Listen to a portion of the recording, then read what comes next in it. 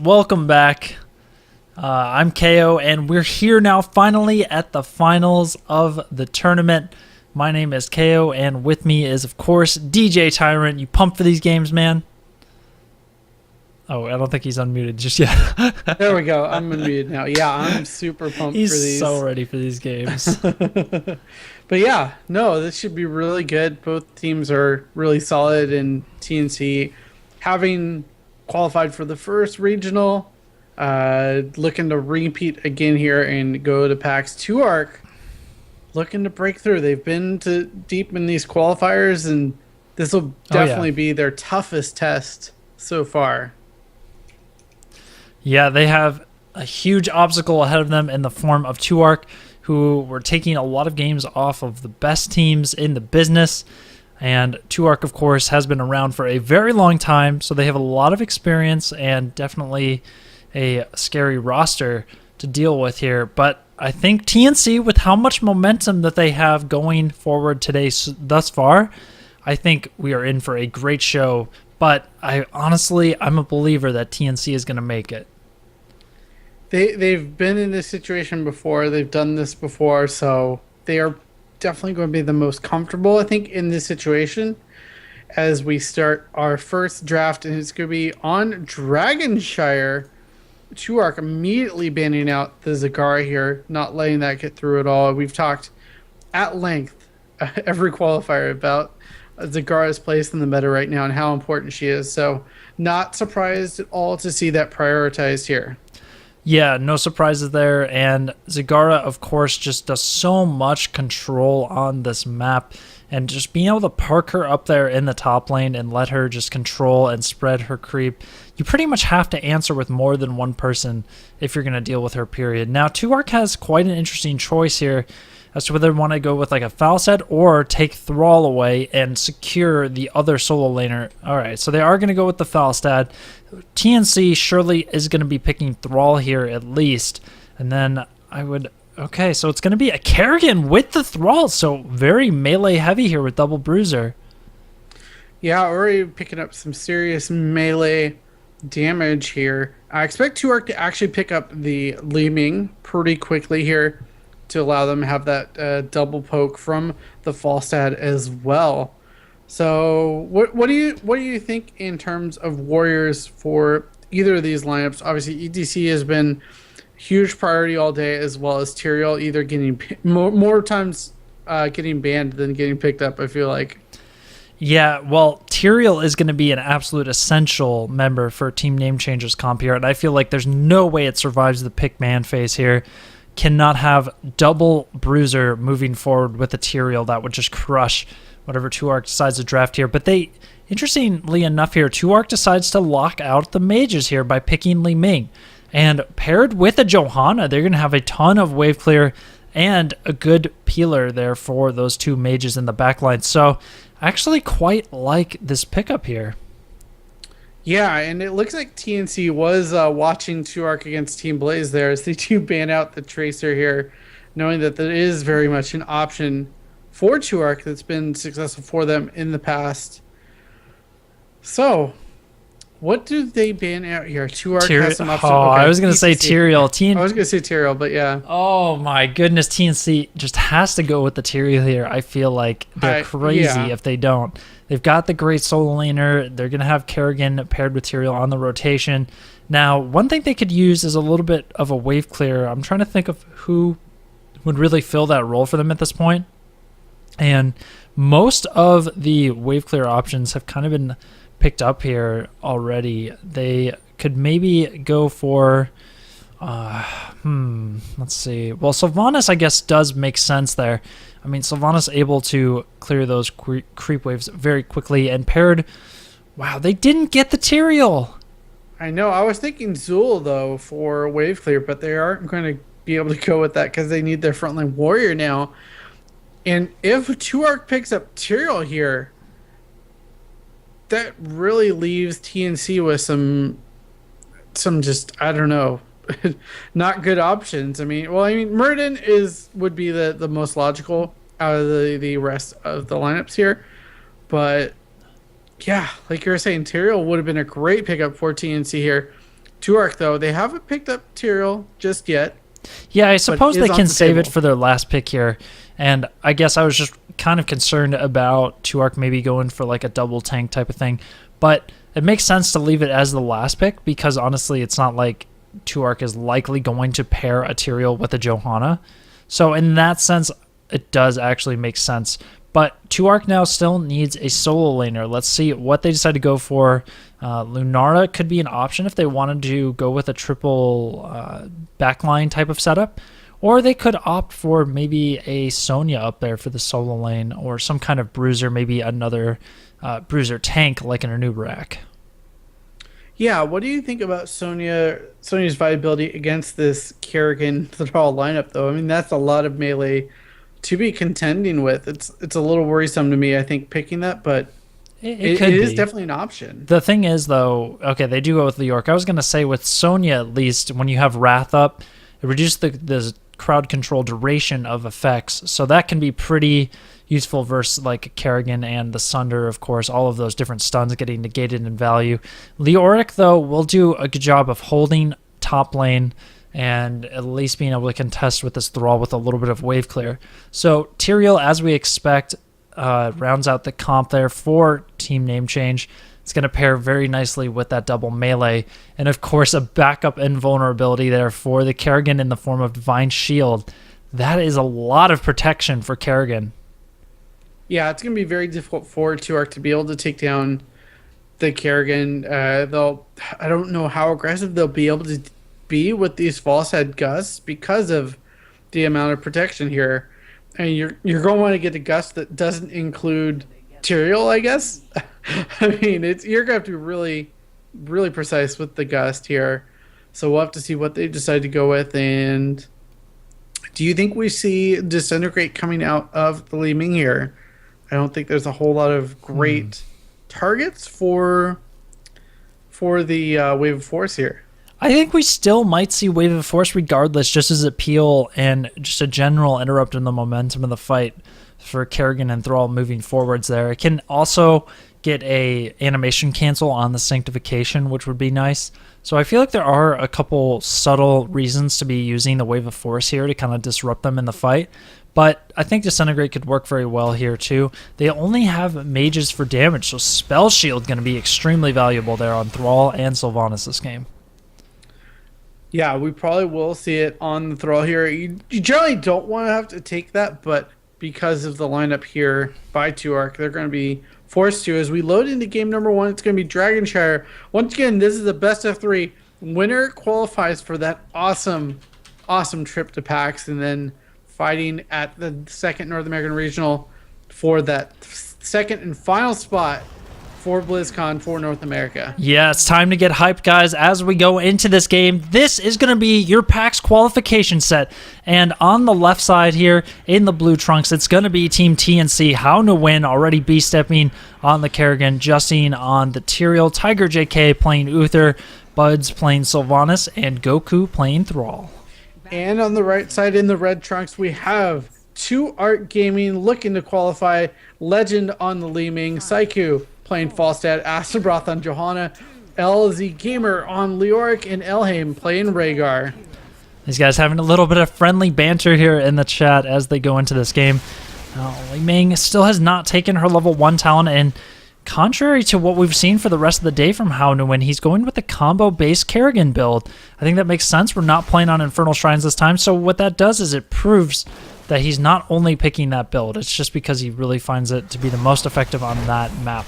So let's see if How Nguyen can get anything in the combo here, just mainly using it there for the wave clear. How Nguyen, though, getting chunked by these warriors moving forward. Now you'll see LZ is probably going to be splitting off here to go top with Goku. Looks like Goku's going to maybe try to catch him in the rotation. He's already very low, and Wraithwalk is down. This might be first blood on LZ Gamer. It's going to be very close. That Drain Hope doing a little bit, though, and able to keep LZ Gamer up and alive.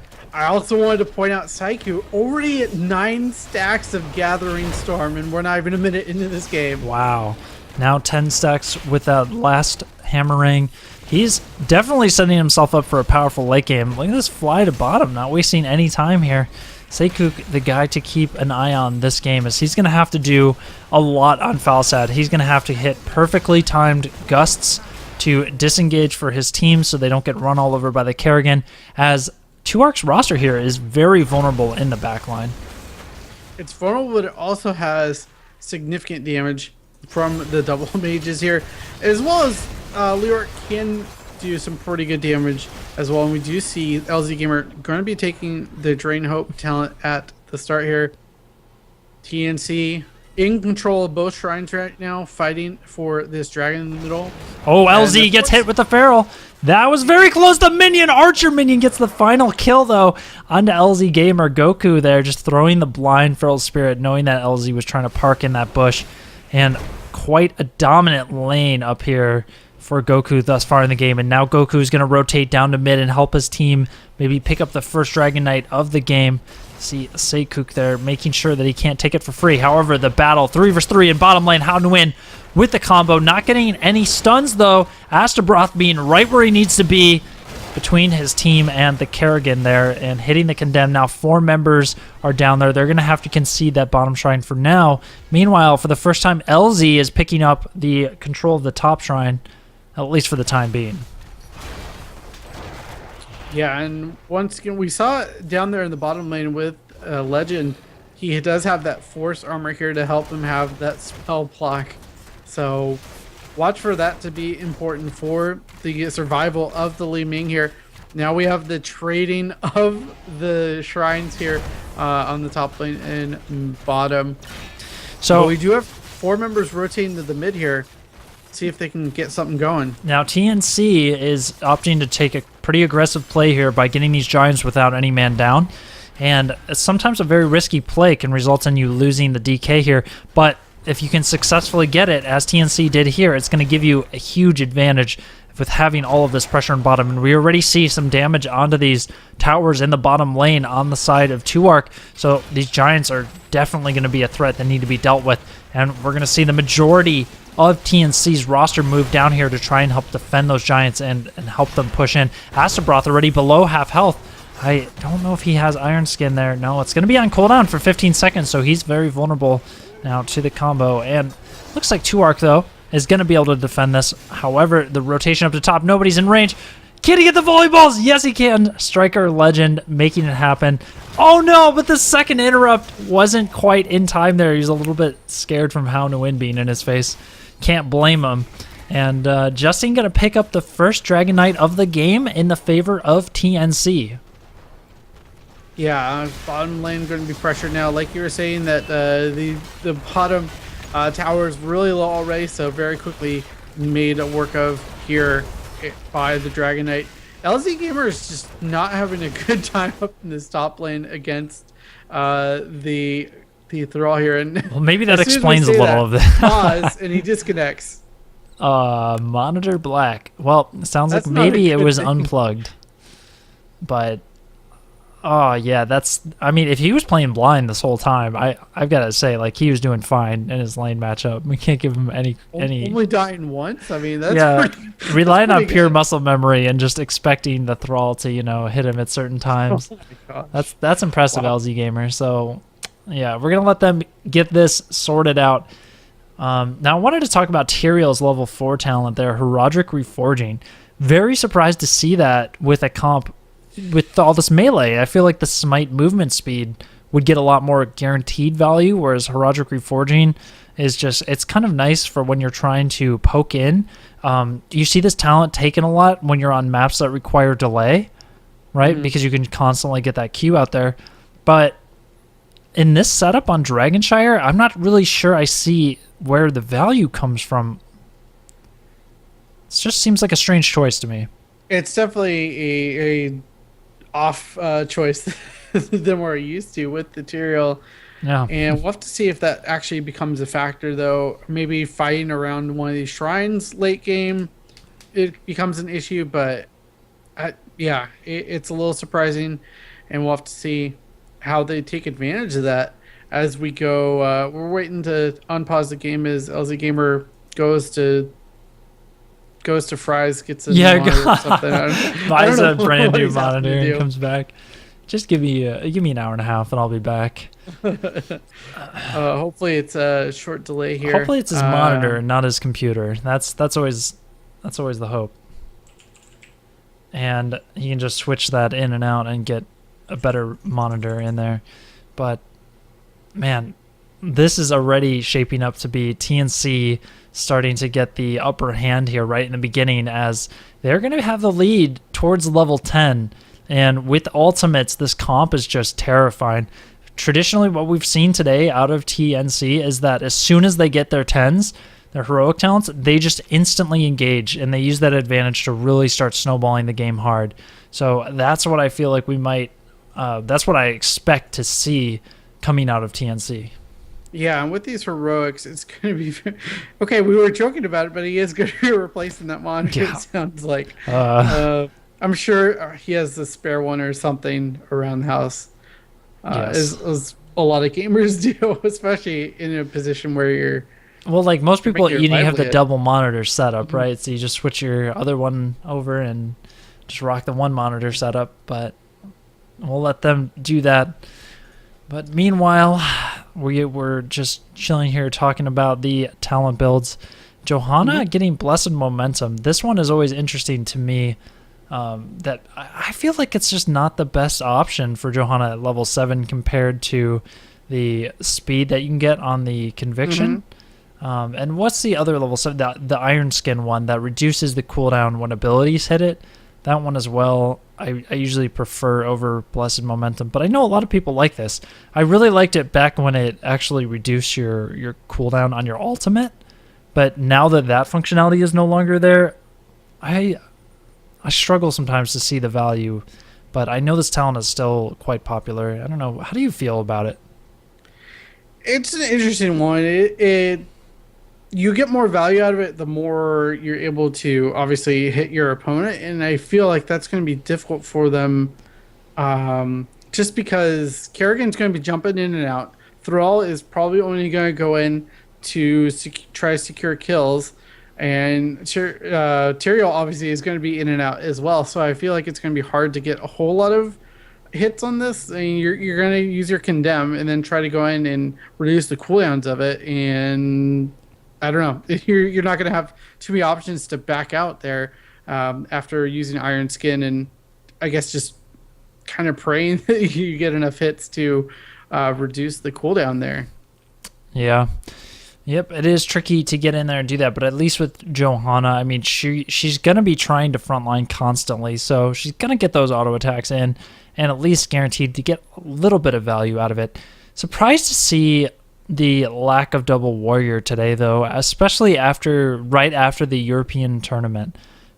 Such a strong showing for it, and still NA just doesn't really see the value as much in picking that. Now, TNC is a team that always has a good bruiser, though, that they're playing around, because, of course, in the hands of Goku or Hao Nguyen, they can just do so much, especially because Tiger JK as a support player and a shot caller is so good at utilizing the resource of a very strong bruiser to his team's advantage. And yeah, but like you were saying, I'm a little surprised at the lack of a whole lot of double warrior here. Yeah. We'll have to see how this kind of shifts the meta going into this second regional. No Medivh for us either today so far. Yeah, no Medivh. Not on our stream at least. I did check out 2ARC versus Team Blaze, and Oddish was running her Medivh there. Oh yeah, she's notorious for Medivh. Really sick plays there, but not enough to unfortunately, not enough to qualify for this next match here. Yeah, from what I saw, it looked like 2ARC was really coming into this set off of a big comeback in that Blaze game. So 2ARC, maybe a little bit of a shaky performance in that last set, but able to pull it through in the end and capitalize on the comeback. Yeah, and hopefully we'll be getting back into the game shortly here. Sounds like, from what I can tell from the talk of 2ARC, they're telling us that the LZ Gamers at a LAN center and they're replacing the monitor right now. That's not a bad place to be when a monitor dies, because I'm sure they have a whole bunch lying around. There's at least 15 monitors within 10 feet of you. Yeah, exactly. So we'll have to see. Hopefully, we're getting in the game Talking about some quickly. exotic ice cream flavors here. Green tea mochi ice Mochi, yeah. cream.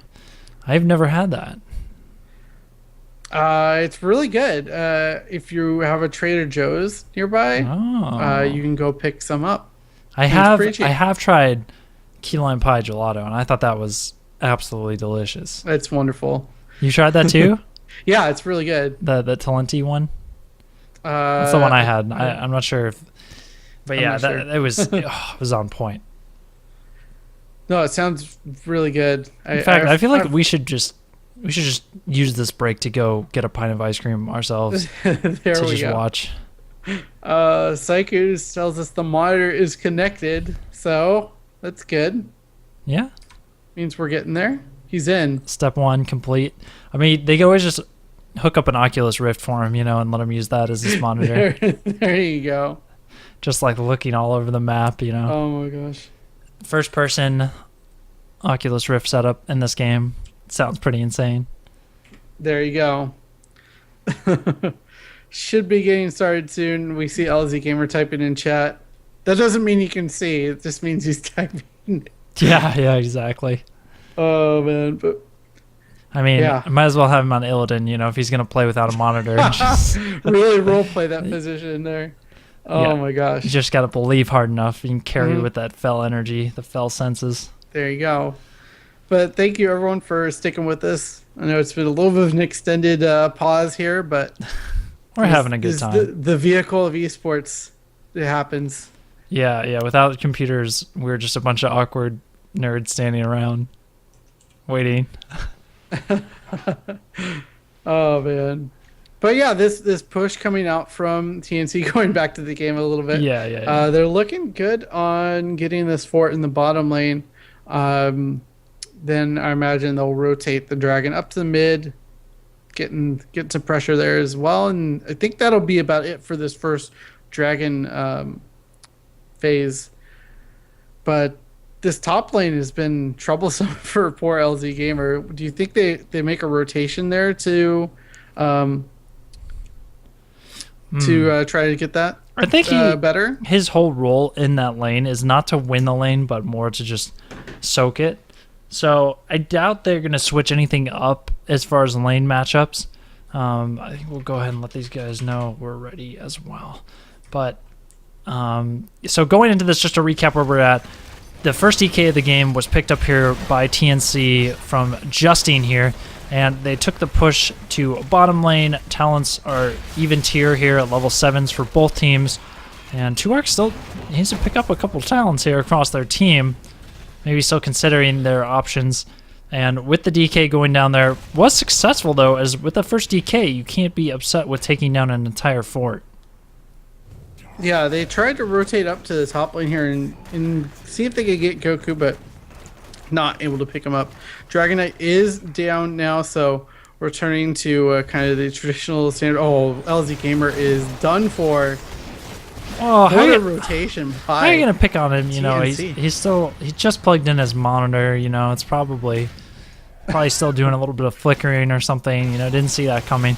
But no, Yeah. great gank there. Great rotation coming up and getting the angle. And the real trick to killing Leoric in those kind of scenarios is to get the stun out onto Leoric before he can pop Wraithwalk and just to control him enough. He was so far pushed out in the lane there. It was definitely hard for him to escape that one. So nicely done. And LZ has to resume hiding in these bushes on the side, not really able to do much with that lane. Yeah, we're actually going to see LZ picking up the Fealty Unto Death talent and Ghastly Reach. So a little bit different than we've seen with some other Leorics taking the full Drain Hope build. Wanting to diversify his abilities here. But this top lane getting pressured pretty strongly by Goku. They have the Night Camp as well, pressuring as they pick up their heroics as well. Yeah, across the board, it's going to be Maelstrom, Divine Shield, Sanctification, Wailing Arrow, and Sundering. So basically just the typical ults that we see coming out of those characters. I like this split to just have the Sylvanas continue to pressure bottom. Now, they don't know that all of Tuark is up at this night camp. She's definitely very pushed out there, taking an aggressive positioning. Meanwhile, Houndoin and Tiger are finishing up their giants here to have those pushing bottom. And this timing is exactly what I was talking about here, where when you open up the bottom lane and you get these giants, it's going to start putting pressure on that keep wall, and you have to rotate so far out to walk past these giants, so it's very hard to ignore them. Meanwhile, Sylvanas is taking the threat push over to mid lane as these towers are getting disabled and sieged down. We'll see how TNC decides to push their advantage here. They do have a little bit of a stat advantage, and of course, with those giants pressuring bottom and no fort to defend, they might look to make something happen here on the bottom half of the map. And so, like you were thinking, we do get Wave of Force here from the Li Ming, and also I was a little worried about their damage, so they are picking up March of the Black King here. If they can get oh, we have another pause here real quickly. I think they're pretty close to their max pause, so they might need to, I mean, I'm going to talk with the admin here and make sure that we're okay. Hold on one sec. Yeah, no problem. You talk to the admins, and I will talk about the composition here. So, on the side of Tuark, yeah, this whole March of the Black King thing, I was actually really pondering to myself there what ultimate choice he was going to go with, because while March of the Black King certainly is a nice ultimate to add a little bit of damage to your team, I was thinking the Entomb still would be such a great tool for just locking all of those guys down so that they weren't free to run onto the Falstad and Li Ming, these two vulnerable mages who need to have good positioning. And of course, Entomb, one of the reasons that it is good is not just because it stops somebody in place for you to kill, but you also kind of just set them up to take a ton of damage from your mages. So if you Entomb a target like Kerrigan, and that frees up Li Ming to just unload her full range of spells there, so you can really help your mages secure kills onto targets. And a lot of times Entomb doesn't pair as well if you have a lot of melee assassins, because they can't really get into the Entomb. It's awkward to actually hit the target that's inside of the Entomb. But with mages, it's a totally different story. But anyways, talking about March of the Black King, which is the actual ultimate they took here, I feel like most of the time it's going to get negated for the most part with the Sanctification. They need to be very patient with March. I feel like he can't afford to use this at the beginning of a fight, because it is just going to get sanked out way too easily. If he's patient with it, though, however, and they survive the initial burst of the team fight, maybe with a good gust, then after the Sanctification, that's when I think March of the Black King is going to get a lot more value, and that's where I really want to see it get kicked in there. So we'll see how they actually utilize it when it comes to the team fights, though. But certainly this is unfortunate to see, a team having all of these little stupid hardware issues on an actual very important tournament set. But such is the life, and these things do happen. So thanks for bearing with us, guys.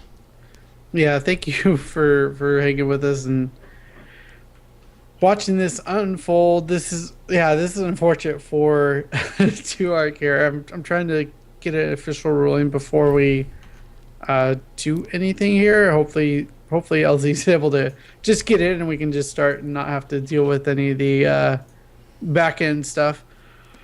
But yeah, March of the Black King is going to be interesting to use here. If a good gust lines up a bunch of people, that'll be a good opportunity to use that. But like you were saying, the mitigation that TNC has will make it difficult, I think, to land a very valuable March here. Sanctification or the Divine Shield, even on a key target, will be important. Yeah, you're definitely right about that.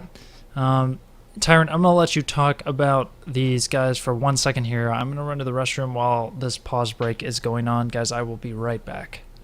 Alrighty, so yeah, we are waiting for LZ Gamer. He had a disconnect there. Once again, according to the rulings, they only have 10 minutes per game for pauses. So I think we are well past that right now. I'm trying to grab an official ruling from our ESL admins, and we'll find out where we go from there. As soon as I get word of that, I will update you guys on that. Thank you again for coming and checking out the final qualifier for PAX here. Really appreciate you spending your Sunday evening, afternoon with us as we determine who the next two teams are, the final two teams are to qualify for that trip to Seattle and fight over that final BlizzCon spot for North America. So where we'll find out who will join Murloc Geniuses on the grand stage at BlizzCon. So looks like we are still waiting for word from one of our admins. As soon as I know more, like I said, I will be updating you. But this does look good right now for TNC. The kills have been really low and limited this match, but they're up 2-0 in kills, and they're up in levels 11 to 10 currently, and have one fort over their opponent as they got that bottom fort on that first Dragon Knight they were able to grab. All right, I'm back now. Thanks. And yeah, honestly, the story of this game so far, TNC has been using the Sylvanas to great efficiency throughout. They've, like you were talking about, pushed bottom very hard. They've been rotating between mid and bottom, and any time that they get the advantage, they just set their sights on the outer towers, which is what gave them that initial lead and honestly enabled them to take that bottom fort with the first Dragon Knight. Sylvanas already had gotten so much value out of pushing down those bottom structures. They set themselves up to be in a really great position there to extend the lead. So fantastic play with Sylvanas. I mean, that's really what it's all about. When you have a Sylvanas on your team, you want to take any opportunity that you can to start sieging down structures. You want to get full value out of that passive. Anytime that you take a mercenary camp, you want to group with that mercenary camp and help the mercenary camp actually push. It's kind of like when you play the Diablo universe maps and you get the Immortal or the Punisher. What is it all about? You always want to have Sylvanas pushing with it. Well, it's actually very similar to Merc camps, and a lot of times people underestimate how much they can actually push with a Merc camp using Sylvanas as a complementary tool in that scenario. So I really like how they've been doing it this game so far, and they've definitely opened up the map structurally. And now with this second Shrine phase being active, TNC, I feel like we're definitely going to see a team fight before this next DK. There's no way at this point that 2Arc can afford to let them just pick this up. They're on even tier right now. All of their ultimates are available, so this is definitely the time to make something happen. If you look currently at the situation here in mid lane, it looks like they're almost setting up to actually do this fight here. Seikuk is kind of rotating in. I would almost like to see him kind of wrap around from the backside here and go through that triangle of shrubs, and maybe look to just gust them under the fort. Something like that. More of an aggressive engage. So we're hearing that he is coming back. Oh my goodness, this is awesome. Because I was given the go-ahead from the admin to unpause at 2 o'clock Pacific, so that's a couple minutes away. But if he's coming back, I hope he's back just in time for this before this unpause has to happen, unfortunately. So, but yeah, like you were saying, Psycho could really just wrap around the left side here and gust in, and oh my goodness, there's LZ Gamer. So we should be getting back into game very shortly here. Yay, hooray, at a LAN, and the computer just died, he says, so I switched. Okay. Right, so we're back into this. Guys, just to update you of where we are, they got the first DK on the side of TNC. They got bottom fort with it. Now, both teams have their ultimates. All the cooldowns are up and available. And the second phase of Shrines have spawned. So let's see who's going to get the upper hand here. As Haunuin with a Ravage there to get some damage on LZ Gamer, but he's going to Wraith Walk on out of there. Now, the top shrine here is the one that we see Falstad rotating up to, but he's got to be careful. Okay, scouts out Goku in that bush. So smart move there, as if he would have just run into that bush, Throw would have absolutely crushed him and even killed him maybe with Sunder. Meanwhile, the Brawl is starting to open up bottom, but they're a little bit outnumbered right now as the silence comes down. There's going to be the sync, but they actually haven't gotten any kills yet. Now, LZ Gamer, though, with a march forward, not able to really hit any targets. Like I said there, the Sanctification is just way too good at negating all of that. How to win, though, getting so low. Legend goes hard for the chase here, but it doesn't pay off as he's going to fall. Unfortunately, there. Can't blame him, though, for at least jumping in and trying. Justin getting very low on the back end of that as well, but 2Arc is getting bullied off of these points. Oh, and it looks like Leoric spawned there and died again immediately as well. So unfortunate there as they give up another kill. now TNC has a bit of a window here where they can control the map and maybe pick up their second Dragon Knight. Yeah, wow, that was quite the team fight for TNC. And how did Howdwin survive that? Like, that was incredible. He was so low on health. Legend was just about to finish him off and just wasn't able to. And this is going to be another Dragon Knight, I think, for TNC. LZ is going to be able to interrupt here, but he probably will get taken out here. No, he is able to Wraith Walk away, and that was just enough time here for Astaroth to be able to take that bottom shrine. Yep, so they're doing a good job there. LZ knew what he was doing there when he stepped up for that W. Meanwhile, though, they have a small window. Buds takes the orb. Yeah. Okay, never mind. Okay, Tiger JK is going to be able to top Buds off here. And I think here we go with maybe another potential team fight here as we see all 5 members on both teams setting up bottom. And instead, it looks like 2Arc is going to contest mid instead of contesting bottom here. What that does, though, is it sets them up to basically be stuck here in the middle of the map. And it gives TNC an advantage here as to what they want to do and make a move on the map. So they take the Giants with that advantage. And now they have a little bit of a window to pressure mid before Falstad gets up on top. I don't think they're going to be able to take any Dragon Knights, though, with a Ling Ming standing that close. Actually, oh, yeah, it was close there.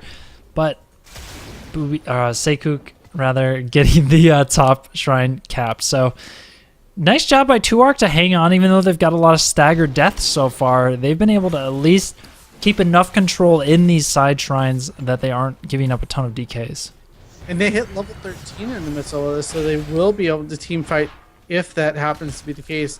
And we do see TNC, though. They're going to take advantage of this. They're going to stop doing this dance around all these shrines and pressure up top and potentially get this fort. But there is a good rotation by 2Arc to try to get them to back off at least. They're not going to be able to get any kills here because it's only Johanna Lioric. But the rest of the team actually rotates as well. Now here comes the damage. Saiku Z's up here, and they can put the pressure on. The Sundering comes out. Incessful onto Saiku here, but Lioric does drop.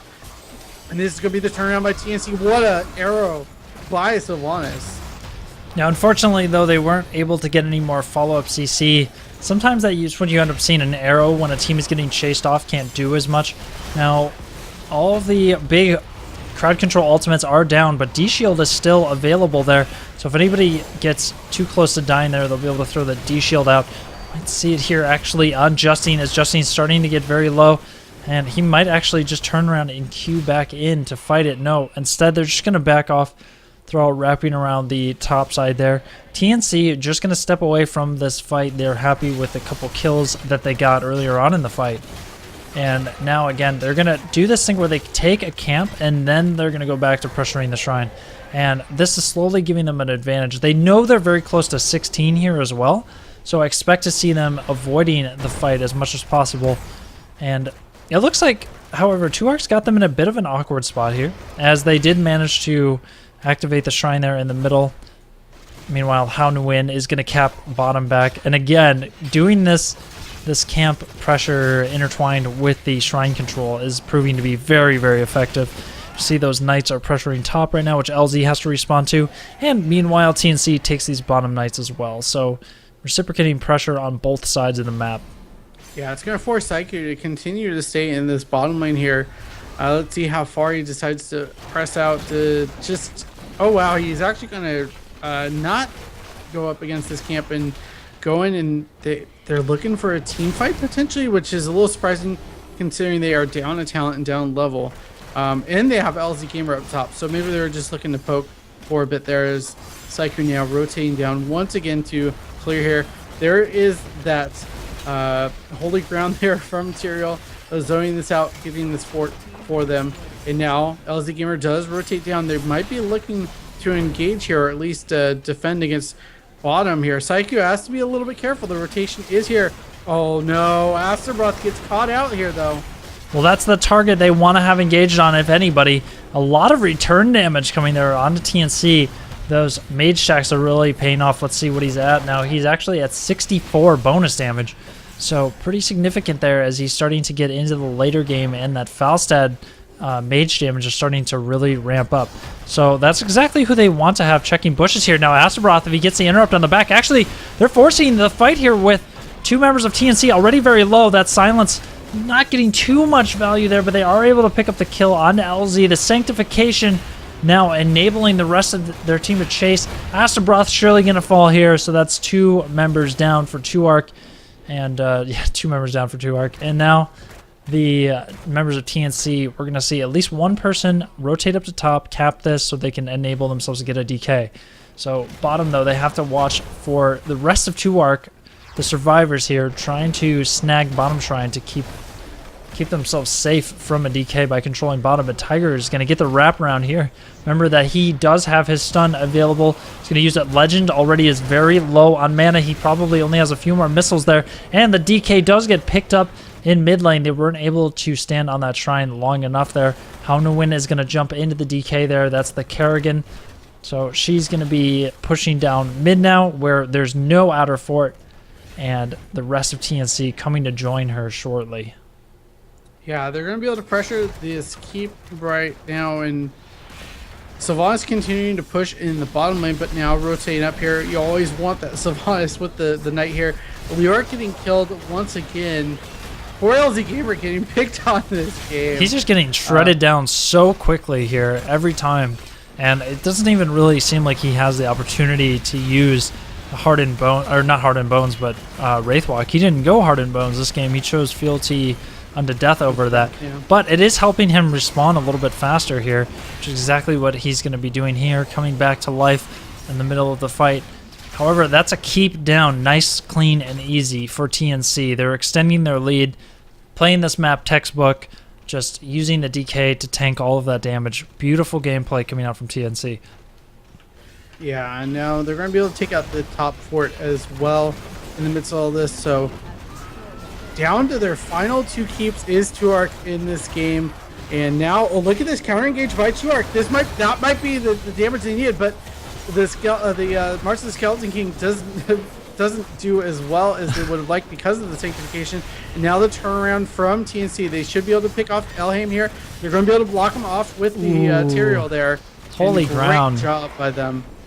Holy Ground is just such an awesome talent, and it's just the greatest power spike ever for your team, especially against a bunch of immobile characters like that, and beautifully used there by Justine to block some people out. This guy is just such a strong tank player. I really love watching him play. I think he's definitely going to be a tank that succeeds on the international tier of play. Yeah, I mean, especially getting stuck on this bridge on the top side of the map. It's such a tight area for people to be fighting on that the sacred ground almost takes up, the holy ground almost takes up the entire area of that and makes it nearly impossible to rotate back out.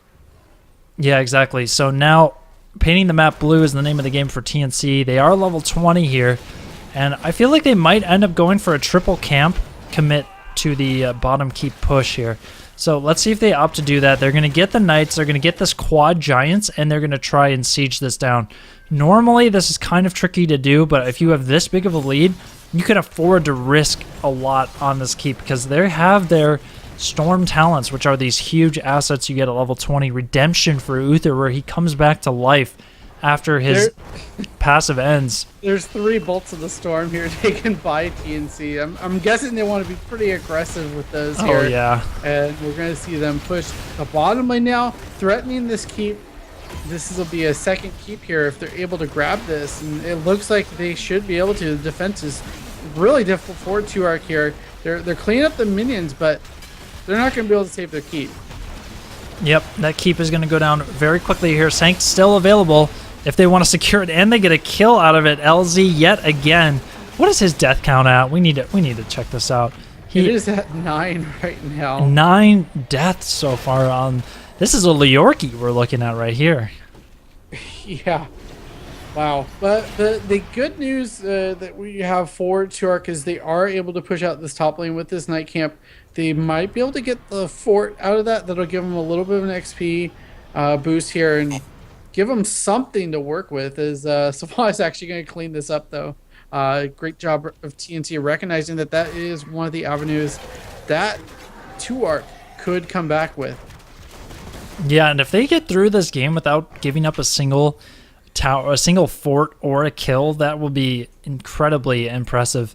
So TNC, I mean, they're making their statement here, making their case to be the team that represents one of the teams that represents North America here at PAX as a potential team to go to BlizzCon, and they are looking fantastic throughout this game.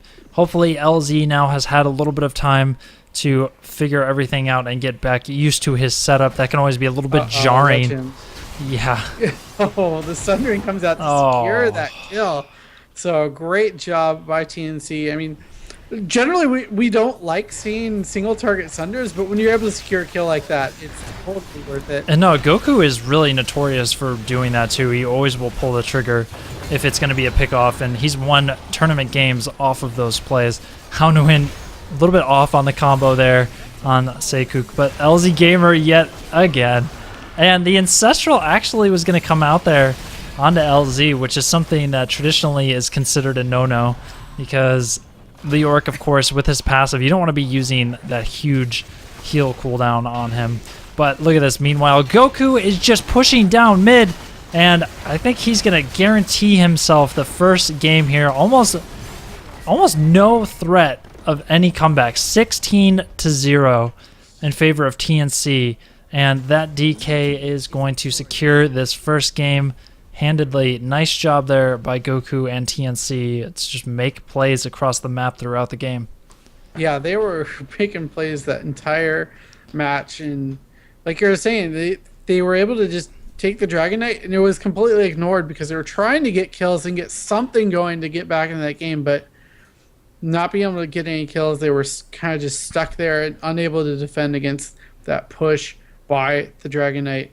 I think even if they got a couple kills there, it was pretty much done for. As the end total for poor LZ Gamer is going to be 10 deaths on that Leoric. He made it to double-digit deaths. He did. I mean, that's true Leoric fashion there. You know, he did it. So now I've got to say, I'm a little worried for Tuark here. They need to switch things up. It felt like that game definitely suffered by not having a good answer to the solo lane top, and they weren't able to make enough happen in the 4-man rotation to justify having such a weak solo laner stuck up there. So maybe putting LZ on like Zeratul again, that's something that we see a lot of times work very well for Tuark in tournaments. If they're able to make those aggressive calls, which has been traditionally, you know, we've talked about this before, one of the weaknesses that we see with Tuark and their play is that a lot of times they're a little bit too passive when it comes to making decisions and engaging. Yeah, and I think also the tech issues that LZ Gamer was having probably contributed a little bit, at least, to their problems with that game. I mean, that is just so frustrating to be at a LAN center playing, and then that computer, there's problems with that computer. You have to switch computers in the middle of a match. Yeah. You probably don't even have time to really test your settings and make sure that they're working properly. So hopefully now that looks like it's been figured out, they'll have a bit better of a game. It's just going hard into this next match. I mean, that is really difficult because you have the break in comms too. That always happens. You know, when somebody has to get up and be like, I have to disconnect my stuff and restart things and everything, and then it's just like that break in the momentum and all the energy that you had as a team. Sometimes it's hard to get that back once you sort of take that little break. So I feel like that must have affected them a little bit mentally, but maybe now being able to rally, go into a game fresh, will be that turning point that they need. Yeah, and I would like to see them avoid picking that Leoric here. I mean, I think even with the issues of the disconnects and whatever, but the Leoric was just not the right pick there. Yeah, it feels like maybe it's something that they've practiced a little bit and wanted to pull out for this, but it definitely did not prove to be very, very effective for them at all. So the Leoric-y style of play, not looking like the hot this particular game.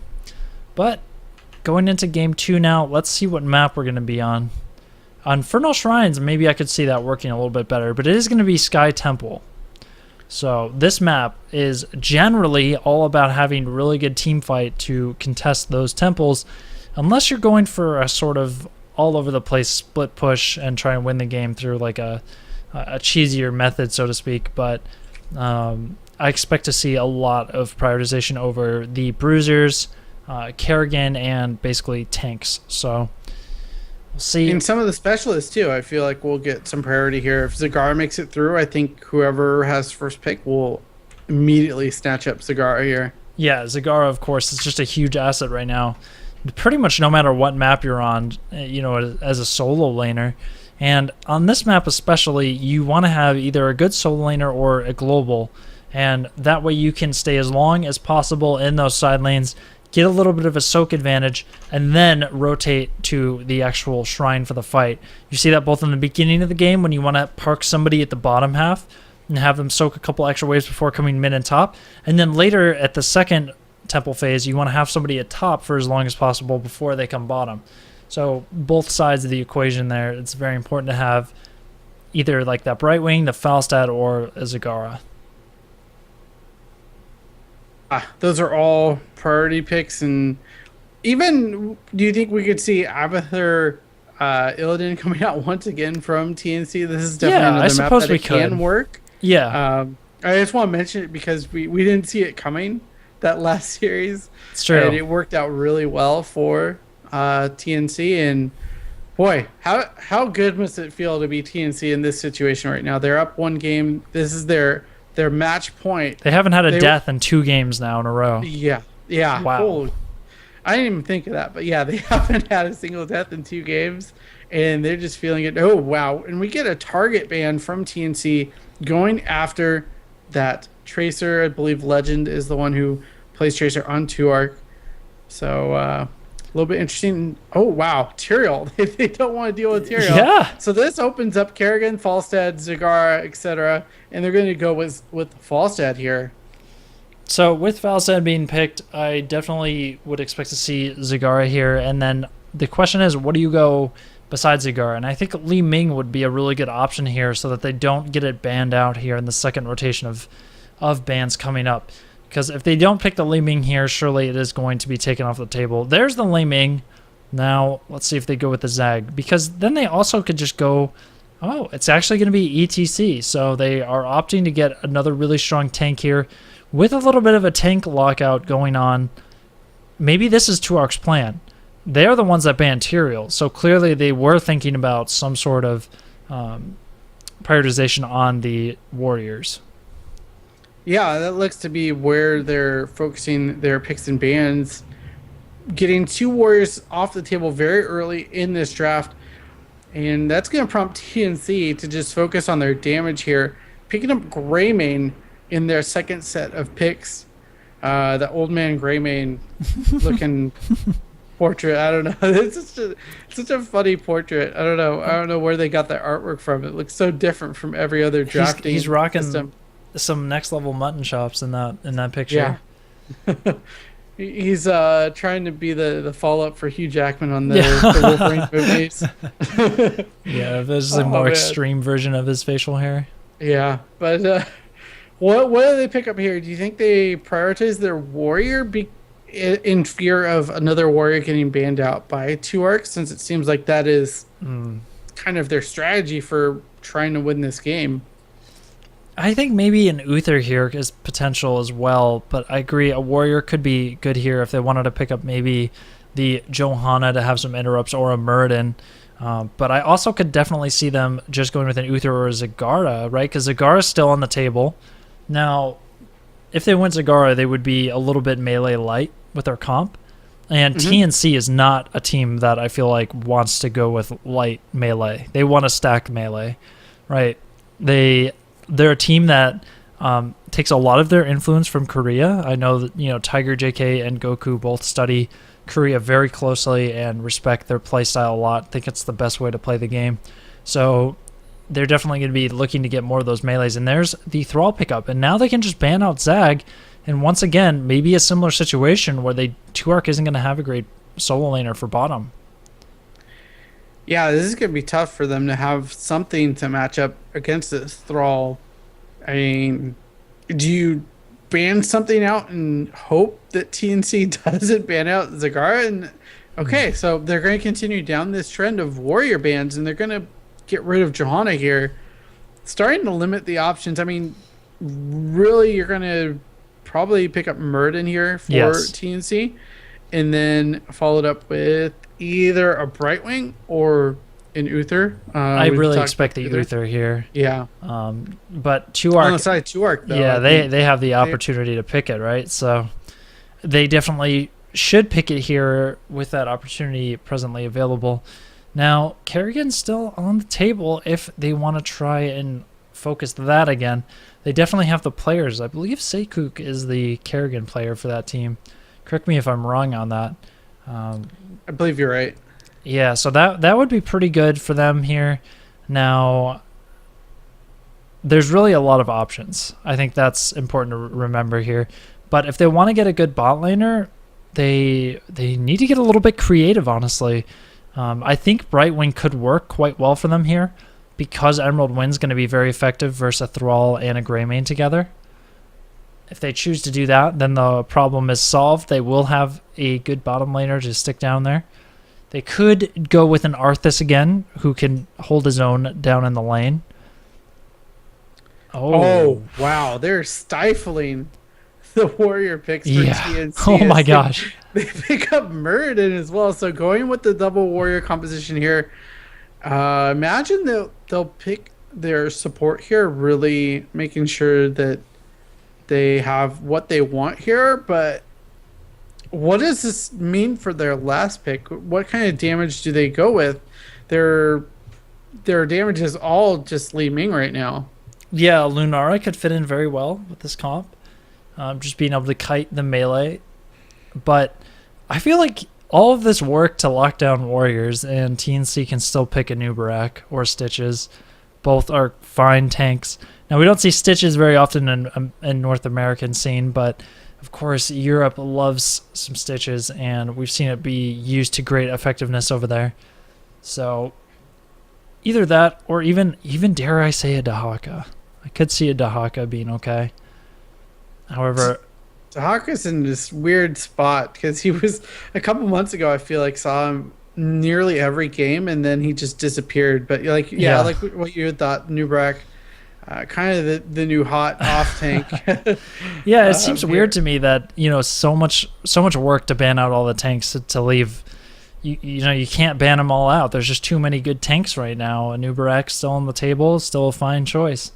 And of course, solo tank a Nubarak isn't always the optimal, but it's against a Li Ming as the core damage, right? And a Nubarak, of course, is the best tank against Li Ming.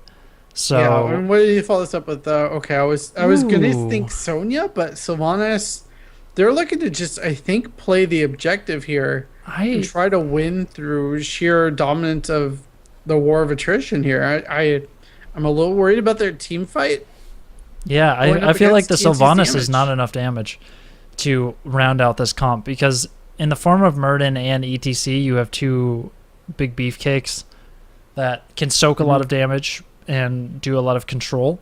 But really, with relying on Sylvanas' damage, I'm not sure it'll be enough. Definitely concerned here for their comp.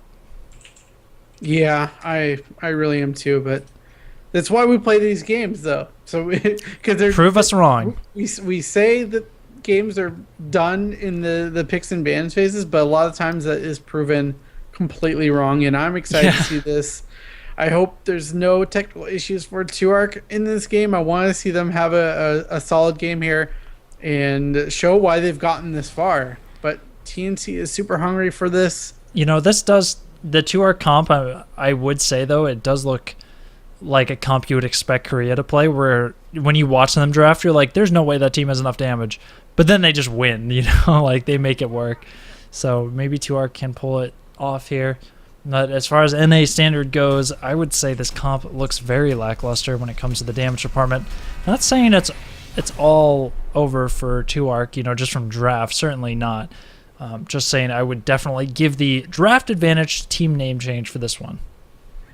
Yeah, I wholeheartedly agree there, but we'll have to see how it plays out. I mean, early game, I think we'll have to watch out, see if they decide to use that Sylvanas advantage to push out a lane. I imagine it would probably be the bottom lane because that'll give you more value when that second temple phase starts, having already having a building advantage there. But we load into game here. This is game number 2 of best of 3. This is match point to qualify for PAX. For our blue team on the left, it is TNC. How when playing the Greymane, Justine on Anubarak, Tiger JK on the Uther, Goku playing Thrall, and Buds on the Falstad. All right, and on the right side, in the red trunks, it's going to be Tuark. You know him, you love him. It's going to be Elheim playing Rhaegar, Astabroth playing ETC, Seikuk on Liming, Legend on Sylvanas, and Murden being played by LZ Gamer. Maybe give him a little bit of a tankier tank this time. Yeah. Keep those deaths into single digits this game, LZ.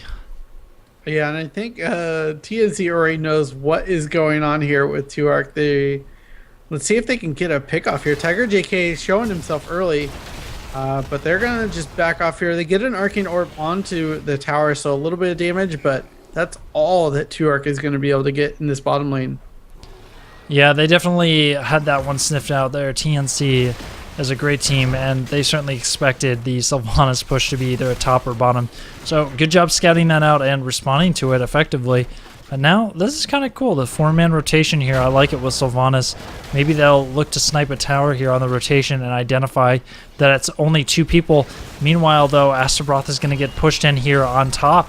This is a good counter rotation. But it looks like on the side of Tuark, they aren't going to go ahead and contest the race here. Instead, they're just going to keep on rotation. So structural lead in the beginning here is going to be going over to TNC. And of course, one thing to remember here, Tyrant, is that structure leads on these top towers is key. Because now TNC can prioritize this top temple, and they'll get this fort.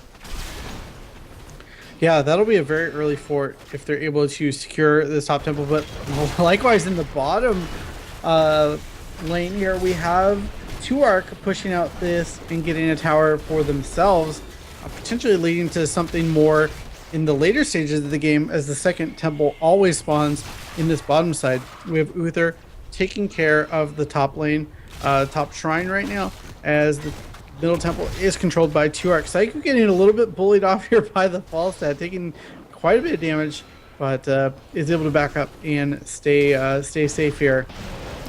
Ooh, a nice aggressive jump in there by Astabroth, looking to land that power slide onto Justin, but he's just too quick with the burrow charge out. And now both teams see that fort is going down. That's exactly what I was talking about there, Tyrant. A really nice shot call and plan there by Tiger JK to get that fort for them early on. They're actually pulling off of that top temple, leaving it with some shots left here as they want to secure this middle one as well. So very aggressive here, making sure they get as much out of these as possible. Justine taking quite a bit of damage to the Nubrax solo tank, always in danger of that, but able to burrow out here. They're going to give up the middle temple while they take the rest of the top as well. So really great value in this first temple phase for TNC here. Is Howlin. Yeah, he is going to take it out. Thought he might be able to get away, but just unable to get that there. So 1 kill in favor of Tuark, but the structure advantage heavily in favor early for TNC. Yeah, and we see Tuark just immediately turning up the heat on top. They got that kill, and they're just going to immediately turn that into a structure siege here as they're able to get that first tower. Goku taking a lot of poke here, but Uther has plenty of mana to keep him alive. They got to start dodging those orbs, though. If you don't dodge those orbs, they really start chunking you down. And, of course, with Triumvirate Li Ming, the barrage of orbs just does not stop. So one thing that is going to be crucial in some of these fights is for TNC to be dodging these arcane orbs coming out of Seikuk. And level 7 talents here coming out for TNC. It is going to be Quicksilver bullets for Greymane, so not going the Wizened Duelist aggressive route. Even with the Greymane on the team, still feeling like he's going to need to rely a little bit more on being safe with that auto attack range rather than just committing all in. Yeah, I definitely respect that in a situation like this where this game gets you 2 packs. You want to play safe. You don't want to play too aggressive. But yeah, just really great play here from both teams to start off this game. Super close right now. Only 1 kill, but very, very even, or very close to even on the XP right now, as both teams grab both their siege giants almost a little early, I think. But we're going to see them now fighting over this bottom lane to set up for our next temple phase. Yeah, so this next temple phase is going to be on bottom, and I think what TNC is trying to do here is exactly what they did on the top half of the map. However, these knights up here top, Legend is going to spend just a little time clearing this out to make sure that it doesn't get any of these inner keep towers. But that means that Sylvanas is going to be quite late to get down to this bottom temple fight, and this is a critical fight right now because the gap is closing here. TNC is getting closer to level 10, and once they achieve level 10, there's no way that 2Arc's going to be able to contest the rest of these shots. So the timer is ticking. There's an engage from Astabroth with the power slide in. Now LZ Gamer going to leap in as well. Justine coming in from the side with the peels and burrow charge. Bud's throwing out a hammering to get some damage. He's sitting at 15 bonus damage right now. Not the highest of stacks, but getting a little bit of bonus damage already, and now halfway through 9 to 10. TNC, however, is a little bit split right now. Let's see if they can do anything about it. Elheim getting pressured from the back, though, by Goku. Elheim backing to the bottom of the pit. He's doing all right. The turn on to Goku is a kill. Beautifully done there by 2Arc to make that happen. Yeah, that was secured by killing Justine in the bottom part of the shrine here. So they're able to really aggressively push this bottom lane. And in the midst of this, they did pick up their bruiser camp, and it's pushing top lane right now, forcing Falstad to rotate up here to clear that up. That's going to be a temple secured for 2Arc.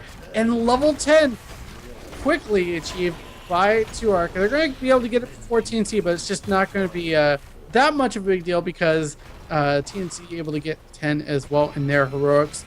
Looks like very standard heroics out of both teams right now. Yeah, and I've got to say I'm surprised with 2Arc there. They really showed some life there, making the turn and the punish onto Goku there as he was trying to pressure down Elheim. Barely survived there. I thought he was going to be one dead wolf for sure.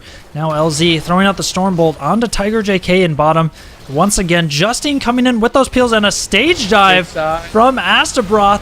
Goku, though, trying to get the peel sunder, not quite in time. Anubarak has fallen. And now 2Arc with a one-man advantage in this fight is trying to put the pressure forward. Sylvanas gets caught there in the corner there next to the shrine on bottom, and Astabroth with a power slide just to stay alive here. He's being chased down. The big orb damage coming onto Buds in return. Nicely done there to keep Astabroth alive. So a 1-for-1 there on bottom, and this game is all of a sudden very even and symmetrical. The top fort has been taken for TNC. Likewise, the bottom fort of TNC has been taken for 2Arc.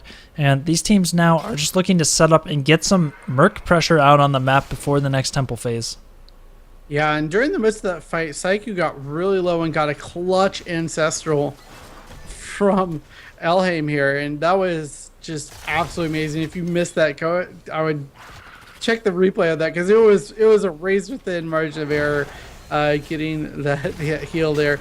So we have the Siege Minions pushing in the bottom lane now.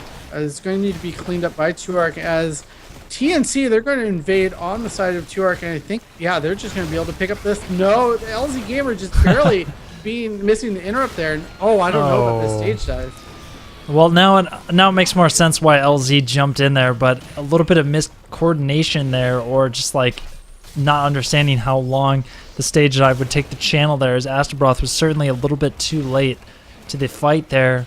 So stage dive is now going to be down, which is unfortunate here.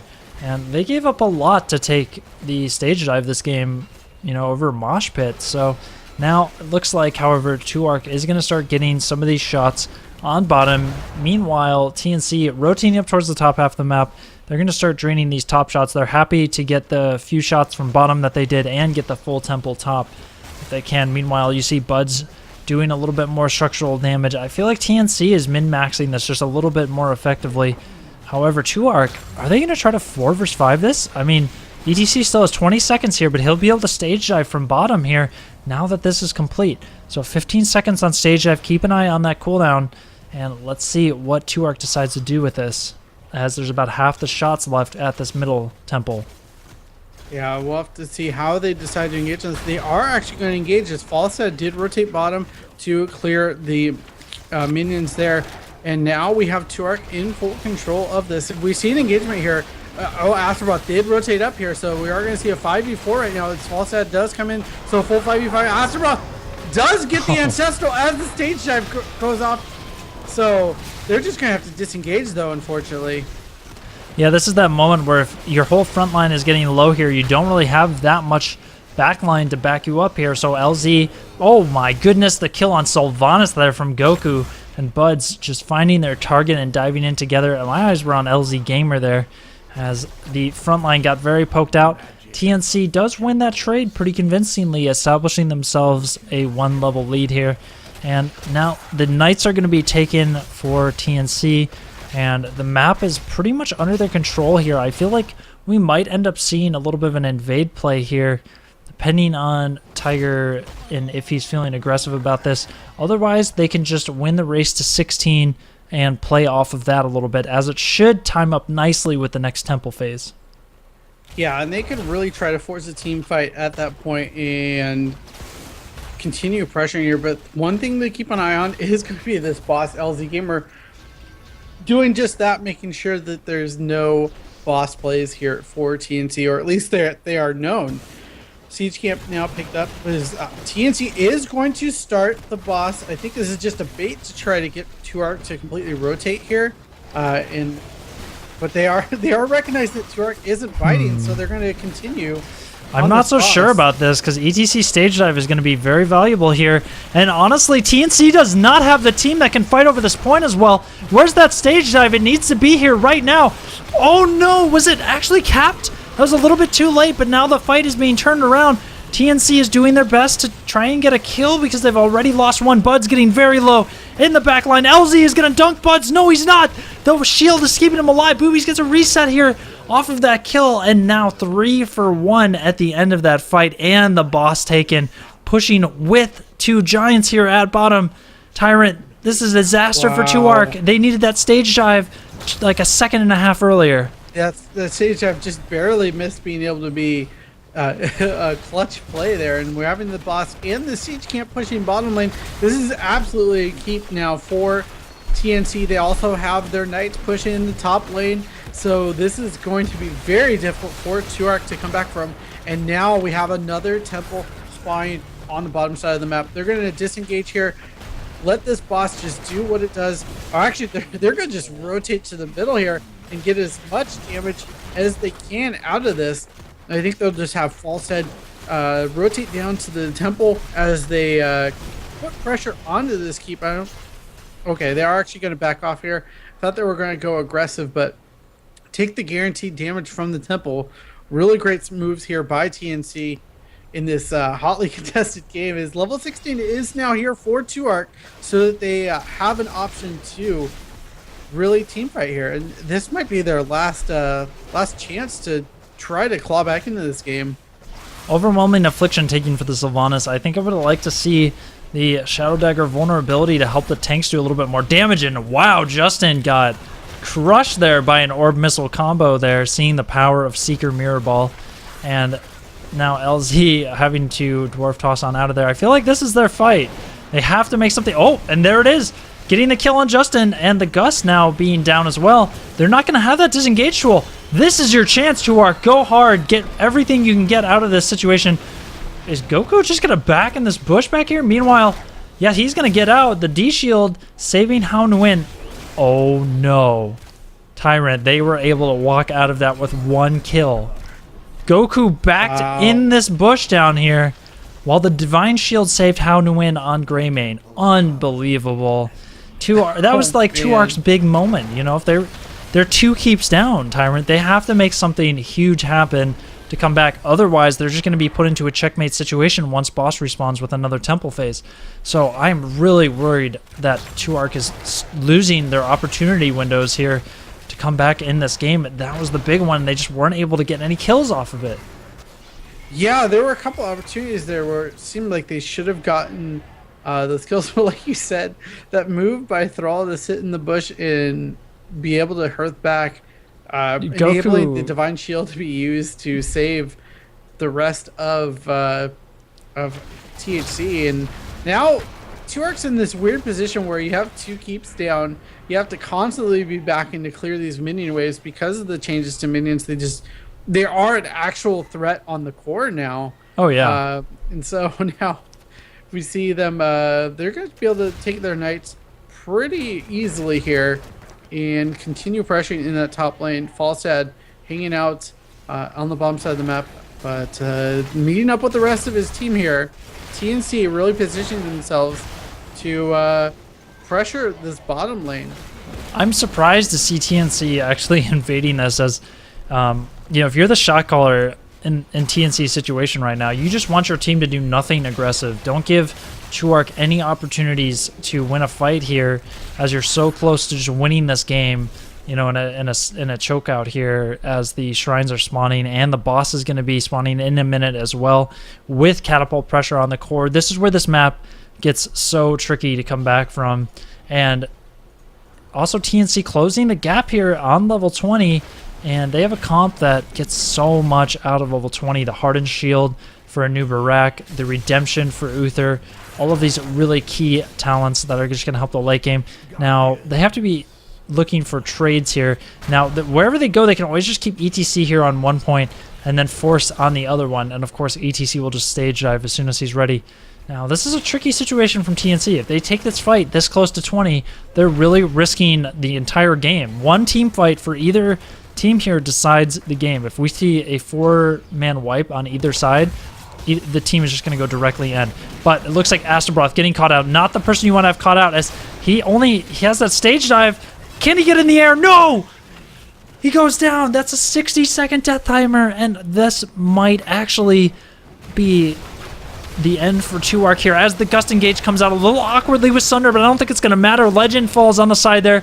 Now Seikuk getting melted by the Locust Swarm. Elheim soon to follow, and TNC is wrapping up this game. That's going to be it. The 4-0 wipe I was talking about. TNC is going to be our team to advance to PAX and have a chance to qualify for BlizzCon. Congratulations, Tiger JK, Goku, How to Win, of course, Buds and Justin. Man, these guys played so phenomenally today. They played 2 games back-to-back without even having a single death. The shot calling has been absolutely on point throughout the day. Tiger and Goku, great friends and competitive partners. They trust each other so much, and they've worked so hard to earn this spot, and I'm so glad to see them advancing to PAX. Yeah, I'm super happy for them and proud of them. They played really well today. Even all the qualifiers, they played exceptionally well. Unfortunately, I was looking at the bracket for the first 2 qualifiers. They had run into dumpster tier superstars twice, and those were the only teams that they really lost to. So... But wow, they were able to pull out the victory here, and they didn't drop a beat this entire qualifier. No, they did not.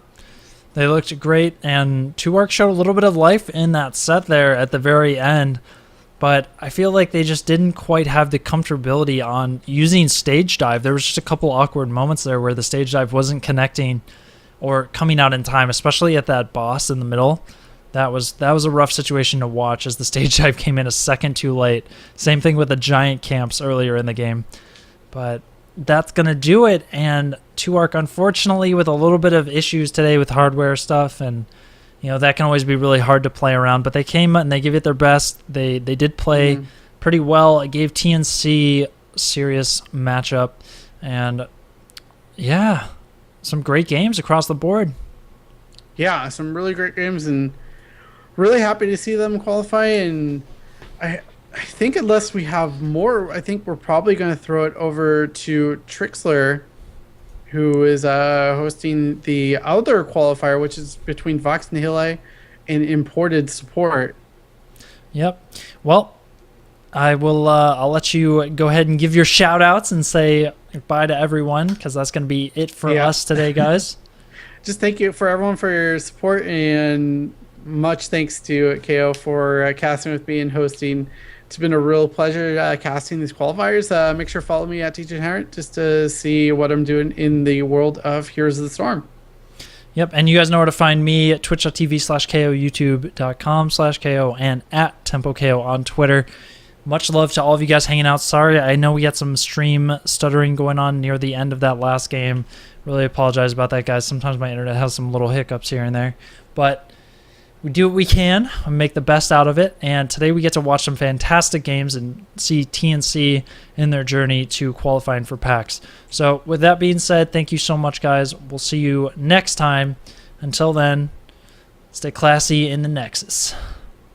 Definitely.